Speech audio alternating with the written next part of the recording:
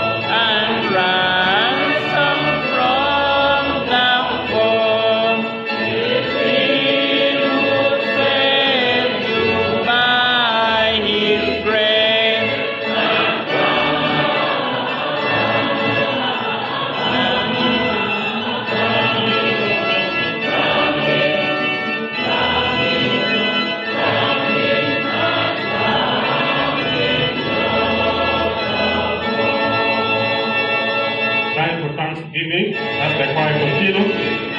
If you want to give your thanks to God, please go forward and give your thanks. Time for Thanksgiving.